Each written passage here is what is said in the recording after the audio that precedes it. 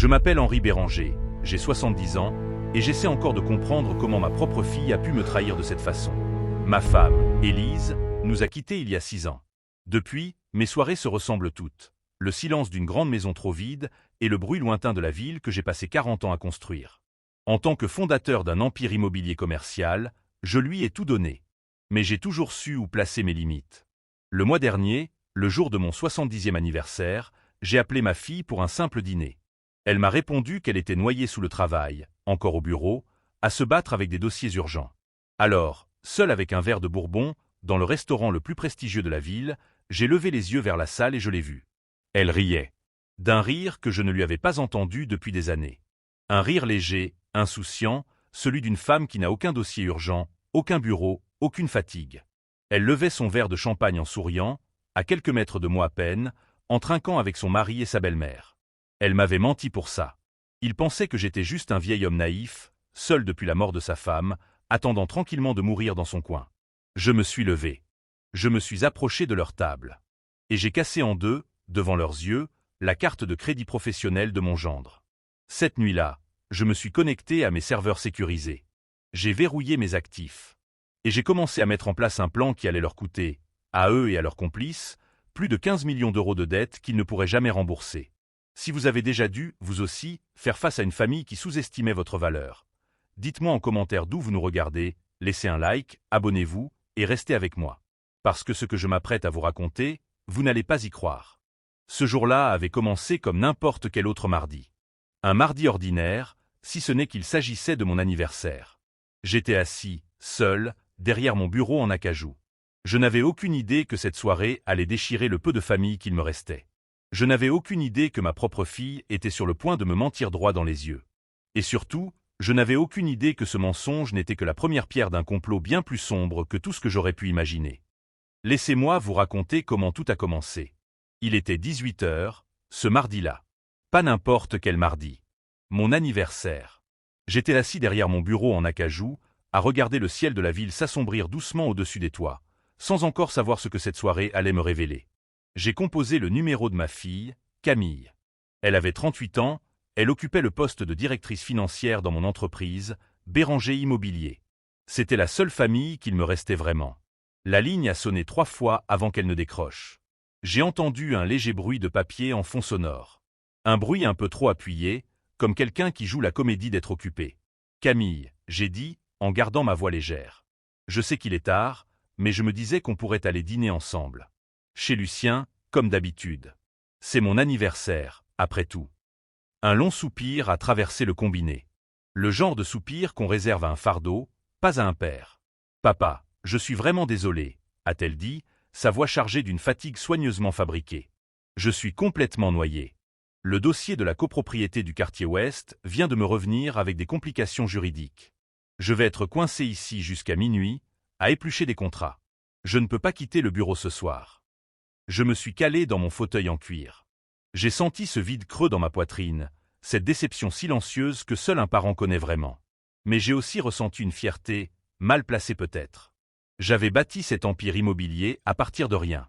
Dans les années 90, j'ai dormi dans la cabine de mon camion pendant 3 ans, à couler du béton le jour et à étudier le droit de l'urbanisme la nuit, à la lueur d'une lampe torche. J'avais construit Béranger Immobilier pour que ma fille n'ait jamais à connaître la fin que j'avais connue. Si elle travaillait tard pour protéger notre héritage, je ne pouvais pas lui en vouloir. Je comprends, ma chérie, ai-je répondu doucement, avalant ma déception. Le travail passe avant tout. Ne t'épuise pas. On fêtera ça la semaine prochaine. Merci, papa.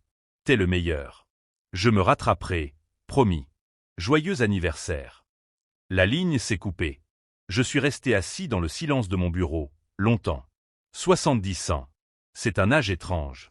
On s'attend à être entouré de bruit, de famille, d'un témoignage vivant de la vie qu'on a menée. À la place, il n'y avait que le ronronnement de la climatisation et les sirènes lointaines de la ville en contrebas. J'ai décidé que je n'allais pas manger un plat surgelé le soir de mes 70 ans. J'ai enfilé mon manteau.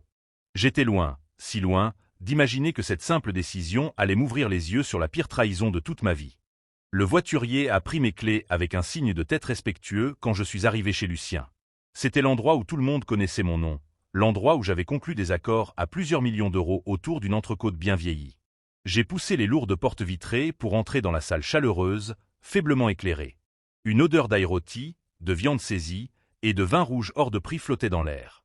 Du jazz doux jouait en fond, se mêlant au murmure des clients aisés qui profitaient de leur soirée. Le maître d'hôtel s'est approché immédiatement, un sourire chaleureux et professionnel aux lèvres. « Monsieur Béranger, très joyeux anniversaire. Vous rejoignez le reste de votre groupe ?» Je me suis arrêté net. « Mon groupe ?» »« Oui, monsieur, » a-t-il dit, en désignant le fond de la salle. « Votre fille est arrivée il y a environ 30 minutes avec ses invités. Nous les avons installés dans le salon VIP, comme elle l'avait demandé. » Un frisson glacé a traversé tout mon corps. Ce n'était pas le froid du soir. C'était cette chute brutale de température qui survient quand votre réalité se fissure d'un coup. Je n'ai pas demandé au maître d'hôtel de me guider. J'ai simplement hoché la tête et marché lentement à travers la salle. Chaque pas me semblait plus lourd que le précédent. J'ai navigué entre les serveurs portant des plateaux d'argent et les tables remplies de couples riant aux éclats. En approchant du centre de la pièce, je l'ai entendu. Un rire fort, tonitruant. Celui de Marc, mon gendre. Je me suis arrêté derrière un pilier décoratif et j'ai regardé vers le salon VIP. Camille n'était pas en train d'éplucher des contrats de copropriété. Elle n'était pas noyée sous des complications juridiques. Elle était assise dans un box en cuir, un verre de champagne à la main, appuyée contre l'épaule de Marc. Et en face d'eux, monopolisant l'attention de toute la table, se trouvait Sylvie, la mère de Marc. Sylvie était de ces femmes qui portent toujours trop de parfum et se comportent comme si elles étaient nées dans l'argent, alors qu'elle n'avait jamais travaillé un seul jour de sa vie. 3 plateaux de fruits de mer trônaient au centre de la table, débordant d'huîtres fraîches, de langoustes et de tourteaux. 2 bouteilles de champagne refroidissaient dans des seaux en argent à côté d'eux. Je n'avais jamais aimé Sylvie. Depuis que Marc avait épousé Camille, elle traitait ma fortune comme sa propre loterie personnelle. Je suis resté figé dans l'ombre, paralysé par l'audace pure de ce mensonge. Et puis, j'ai entendu ce que Marc venait de dire à propos de moi. Une phrase qui allait tout changer. « Oh, Marc, tu es trop bon avec nous », a dit Sylvie d'une voix forte qui coupait à travers la musique jazz. « Cet endroit est magnifique. Et un mardi soir, en plus. »« Il n'y a que le meilleur pour mes filles », a répondu Marc avec assurance, levant son verre pour trinquer avec elle. On a bien mérité une pause. Le bureau a été épuisant. Camille a gloussé, sirotant son verre. « Tu es sûr que ton beau-père ne va pas remarquer ton absence ? Tu sais comme il est obsédé par ses plannings. » J'ai retenu mon souffle, attendant que mon gendre me défende. Attendant qu'il montre un minimum de respect envers l'homme qui payait le costume sur son dos et le toit au-dessus de sa tête. Marc a simplement ricané, levant les yeux au ciel. « S'il te plaît. Mon beau-père est un vieux naïf. Il est tellement obsédé par son golf et sa retraite qu'il n'a plus aucune idée de ce qui se passe en dehors de son bureau. Il a avalé l'excuse du dossier juridique sans même y réfléchir. Il est complètement largué. » Les 3 ont éclaté de rire. Un son cruel, moqueur, qui m'a frappé plus fort qu'un coup physique. Je n'ai pas ressenti de tristesse à cet instant. Le vide creux dans ma poitrine avait disparu, remplacé instantanément par une clarté brûlante, tranchante comme une lame. J'avais passé 40 ans à affronter des requins de la finance, des traîtres, des tentatives de rachat hostiles. Je savais à quoi ressemblait un prédateur. Mais je ne m'attendais jamais à en trouver 3, assis à une table, se nourrissant de mon argent tout en se moquant de moi. Je ne me suis pas retourné. Je ne suis pas rentré chez moi pleurer. Je suis sorti de l'ombre du pilier et j'ai commencé à marcher, droit vers leur table. La musique jazz continuait de jouer doucement, mais la seule chose que j'entendais, c'était le bruit rythmique de mes propres pas sur le parquet ciré. Je ne me suis pas précipité. Un homme qui a passé 40 ans à naviguer les eaux impitoyables de l'immobilier commercial connaît la valeur du rythme. On ne court jamais vers une crise.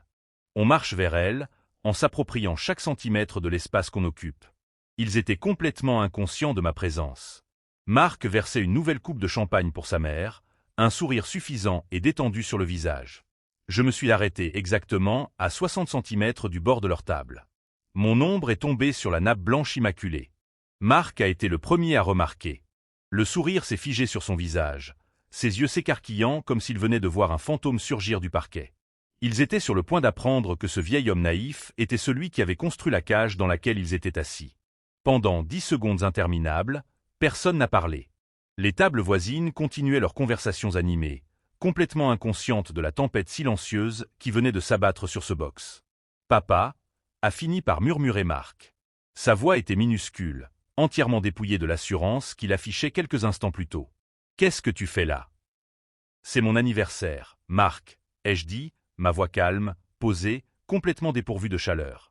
J'ai décidé de m'offrir un bon steak. Puisque ma fille m'avait dit qu'elle était noyée sous des dossiers juridiques au bureau, j'imaginais dîner seul. Imagine ma surprise de te trouver ici, en plein milieu de la salle. Le mensonge a jailli de sa bouche avant même qu'il ne puisse s'en empêcher. Papa, attenz. Ce n'est pas ce que tu crois. On reçoit un client. Sylvie a une amie architecte conseil. Elle nous aide juste sur le projet du quartier ouest. J'allais tout te présenter demain matin. Je te jure qu'on travaille. J'ai regardé la table. Aucun dossier. Aucun block notes.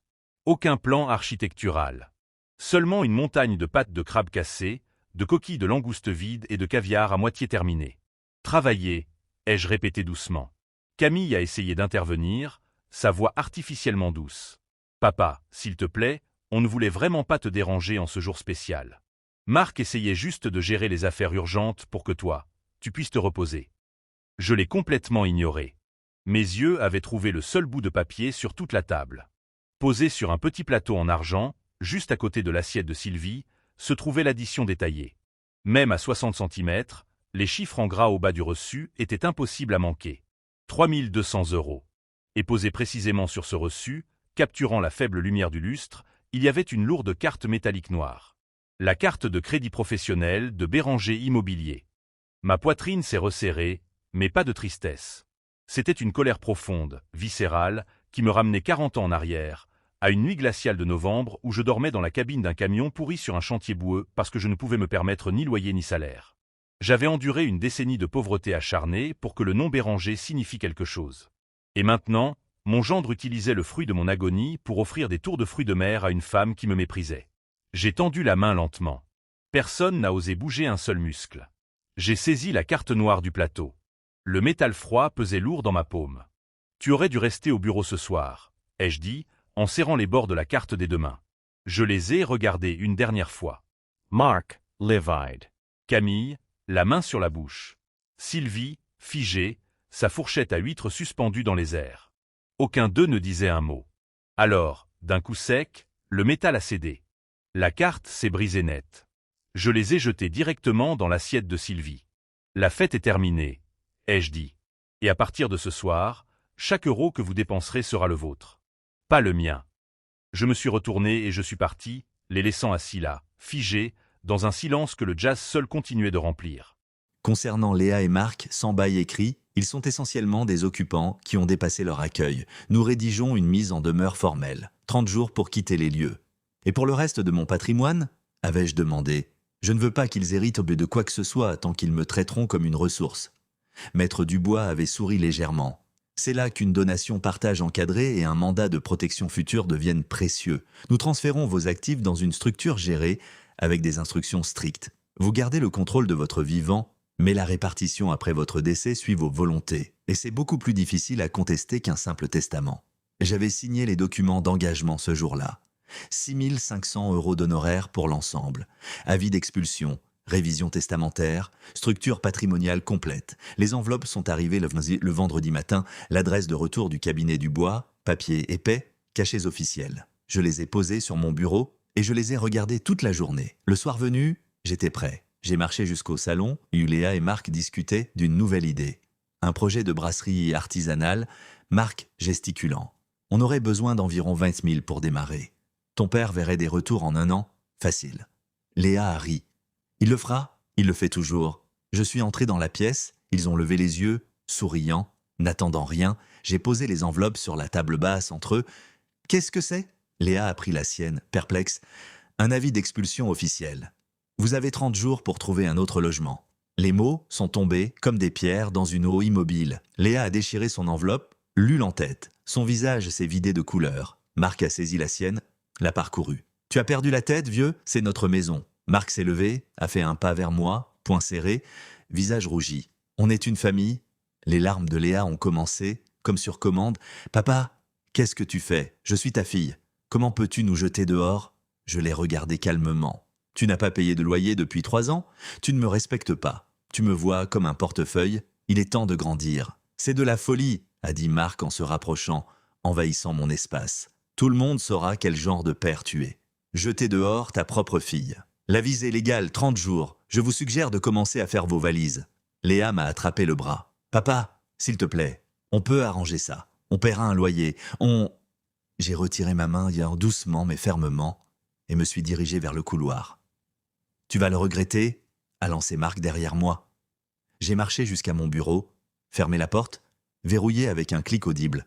Derrière moi, le chaos a éclaté. Les sanglots de Léa, les cris de Marc, des meubles qu'on traînait. 10 minutes plus tard, le silence s'est installé, remplacé par des chuchotements intenses.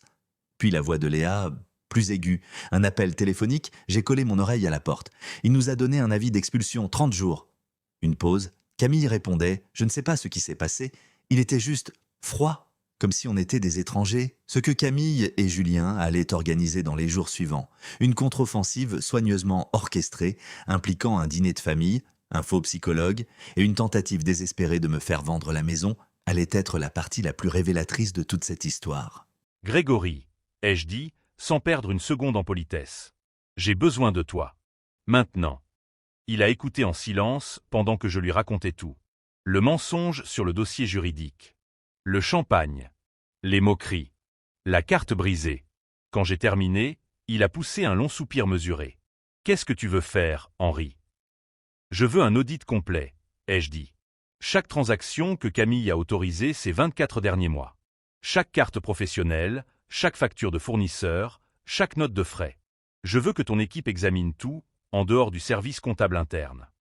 Grégory m'a prévenu que ce genre d'enquête pouvait déclencher des alertes si Camille avait des complices dans le service financier.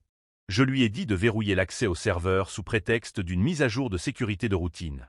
Camille ne devait rien savoir tant que je n'aurais pas chaque document entre mes mains. Il a promis un rapport préliminaire avant midi. J'ai raccroché et regardé par la fenêtre. La ville en contrebas commençait tout juste à s'éveiller. Elle n'avait aucune idée qu'au-dessus d'elle, un empire était sur le point d'être purgé.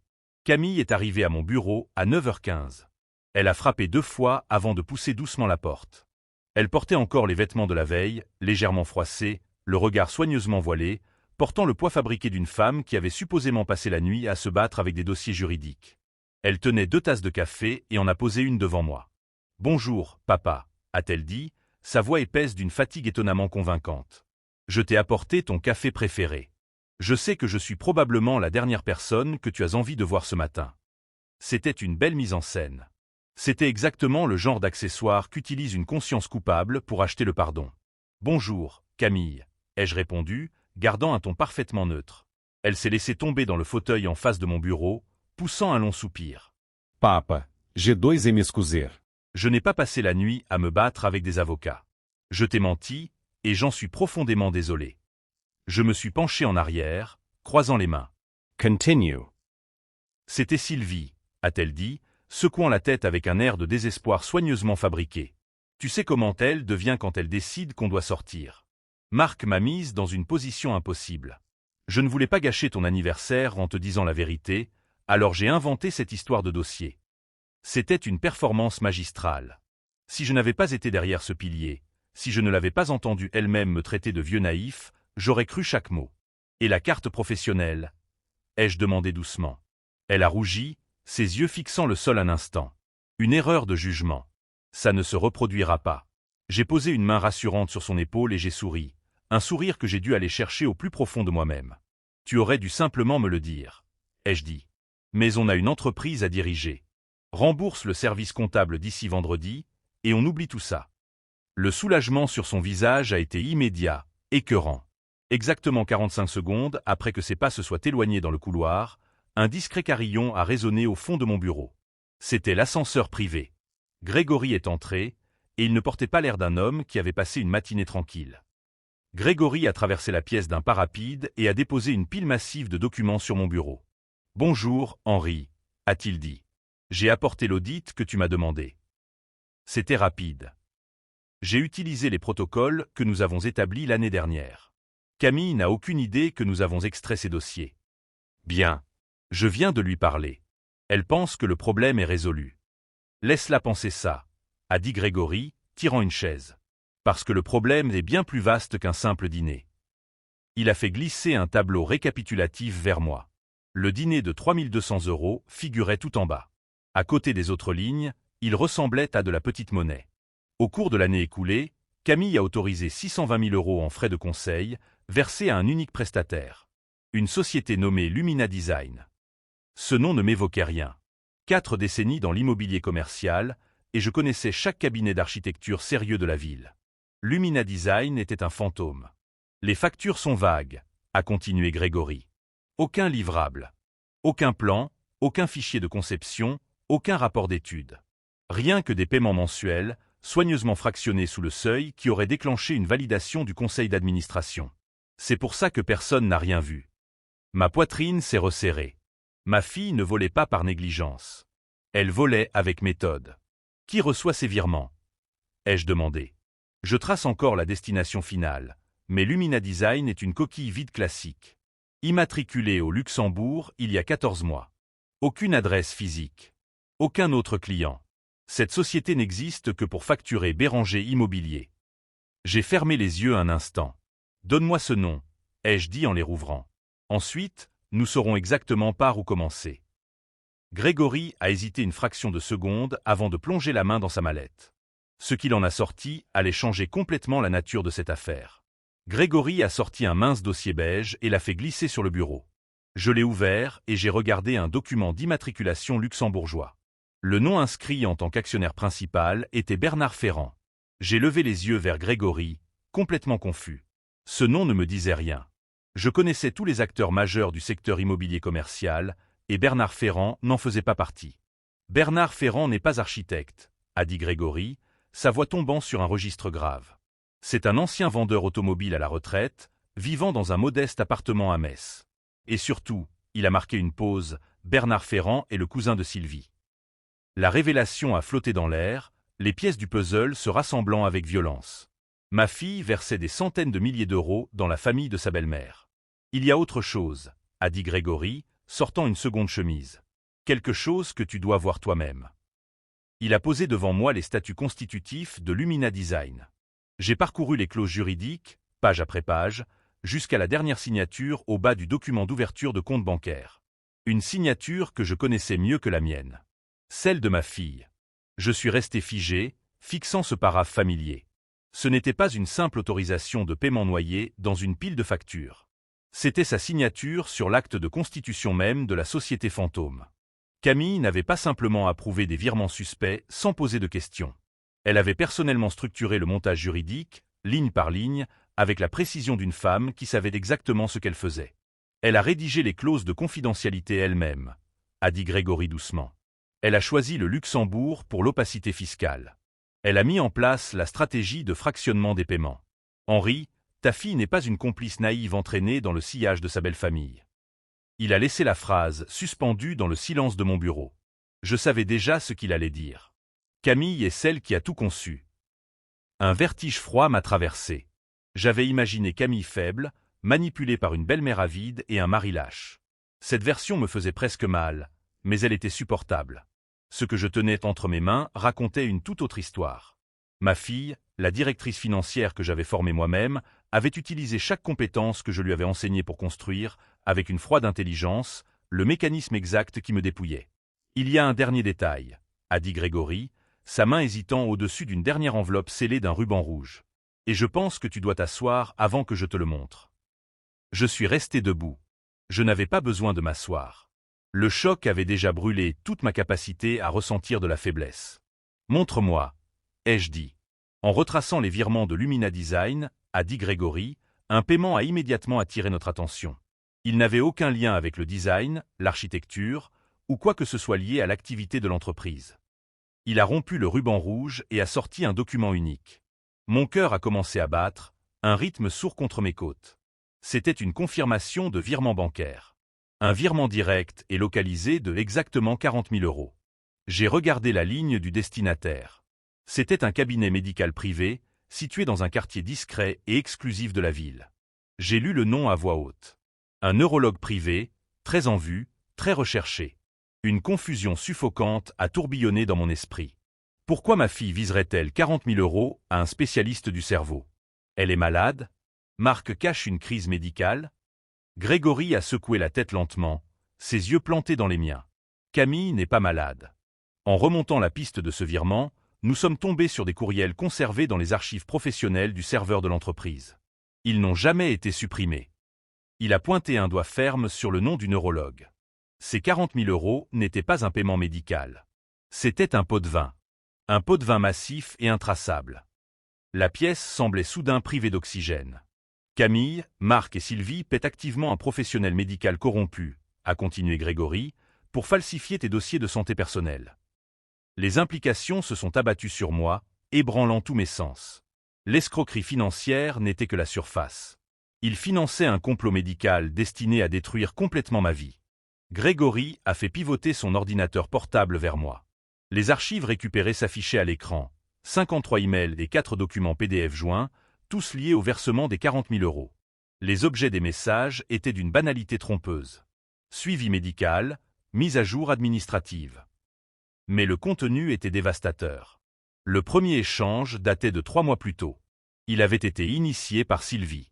Elle expliquait à Camille et Marc que le neurologue avait des dettes de jeu considérables et avait désespérément besoin de liquidités intraçables. Les échanges suivants détaillaient une négociation méthodique.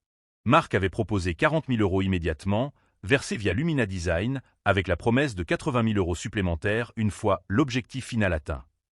Grégory a ouvert le premier document PDF joint.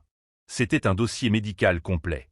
Mon nom, ma date de naissance, mes numéros d'identification personnelle étaient tamponnés en gras en haut de la première page. J'ai lu le résumé diagnostic, horrifié. Le document était un rapport psychiatrique et neurologique entièrement fabriqué. Selon les pages affichées à l'écran, je souffrais depuis plus d'1 an d'un déclin cognitif sévère et progressif. Le rapport détaillait des épisodes fictifs de perte de mémoire grave, de comportements agressifs et une incapacité totale à gérer des concepts financiers complexes. Le neurologue avait utilisé ces titres prestigieux pour diagnostiquer, formellement et légalement, une maladie d'Alzheimer précoce et agressive. Il avait falsifié des résumés de scanner cérébral, fabriqué des scores de tests cognitifs et signé le document de son sceau médical officiel, me déclarant légalement inapte à gérer mes propres affaires, mon entreprise ou ma vie. La pure malveillance de ce complot m'a coupé le souffle. L'escroquerie financière n'était rien comparé à ceci. Il ne voulait pas seulement mon argent. Il voulait effacer mon autonomie. Grégory a fait défiler jusqu'au dernier email de la chaîne, daté d'il y a 2 jours seulement. Il avait été envoyé par Camille elle-même. Elle confirmait la réception finale des documents médicaux entièrement exécutés par le neurologue. Son message était bref, froid et débordant d'un triomphe glacial. Elle écrivait que le médecin avait livré les papiers finaux. Elle disait que le piège était parfaitement en place et qu'ils avaient toutes les raisons de célébrer. La dernière pièce du puzzle s'est verrouillée avec la force d'un train lancé à pleine vitesse. Je me suis souvenu du restaurant. Des plateaux de fruits de mer. Des rires. Il ne célébrait pas un accord immobilier. Il célébrait l'achèvement de mon arrêt de mort psychologique. Pendant que j'étais seul dans mon bureau, croyant ma fille noyée sous le travail, elle levait son verre à ma destruction. Et ce que ce diagnostic falsifié allait leur permettre de faire ensuite dépassait de loin tout ce que j'avais imaginé jusqu'ici. Grégory a ouvert un nouveau dossier de messages, des échanges de textos entre Camille, Marc et Sylvie. Je devais comprendre exactement jusqu'où allait ce complot. Il a pointé une conversation datant de 3 semaines. C'était Sylvie qui avait proposé le mécanisme légal. Elle avait découvert une clause obscure, enfouie dans les statuts de Béranger Immobilier. Une clause que j'avais moi-même rédigée 30 ans plus tôt pour protéger l'entreprise en cas de crise de santé catastrophique.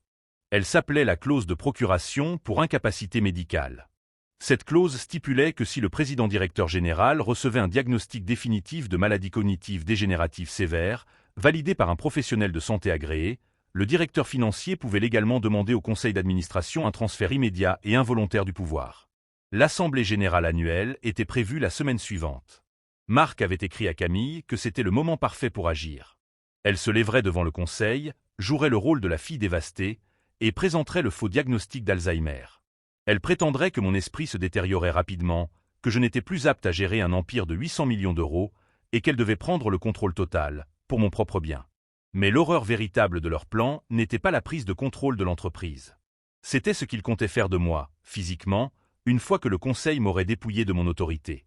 Grégory a fait défiler jusqu'à un dernier échange, une conversation privée entre Sylvie et Camille concernant mes conditions de vie immédiates.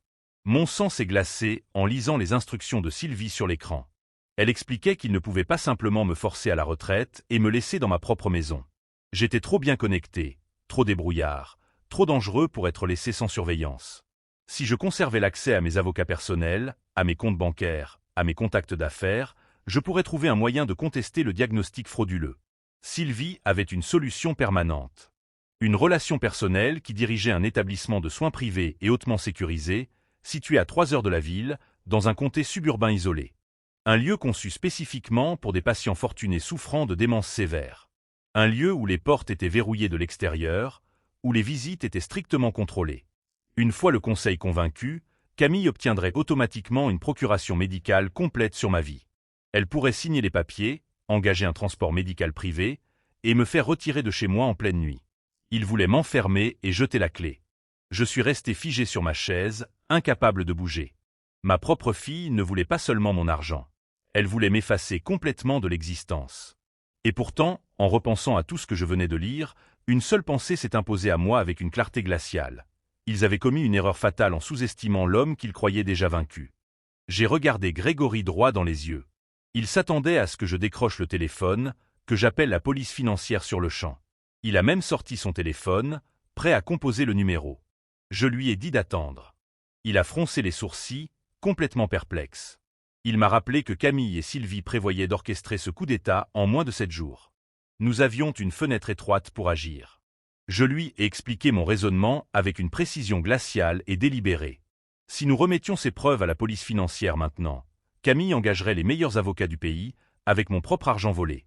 Elle traînerait la procédure pendant des années. Au pire, elle écoperait de quelques années de détention, dans une prison à sécurité minimale, à lire des romans. Marc et Sylvie s'en sortiraient probablement indemnes, en rejetant toute la faute sur elle. Quelques années de prison confortable étaient une punition bien trop clémente pour des gens qui avaient méthodiquement planifié de voler ma liberté et de m'enfermer dans un établissement psychiatrique. Je ne voulais pas simplement qu'il soit pénalisé par un système judiciaire lent. Je voulais qu'il soit systématiquement démantelé. Je voulais qu'il perde chaque confort qu'il tenait pour acquis. Pour atteindre ce niveau de destruction totale, nous ne pouvions pas simplement réagir à leur plan. Nous devions l'encourager activement. J'ai demandé à Grégory de mettre en place une surveillance légale continue sur les échanges professionnels de Camille et Sylvie, dans les limites strictes de ce que la loi autorisait pour un dirigeant d'entreprise protégeant ses propres actifs. Je devais connaître chaque mouvement avant même qu'il ne soit fait. Puis, j'ai exposé à Grégory le cœur de ma stratégie. Pendant les 7 jours suivants, j'allais jouer parfaitement le rôle du vieil homme confus qu'ils avaient décrit dans leur faux dossier médical. J'allais oublier des rendez-vous. Je perdrais des documents financiers importants.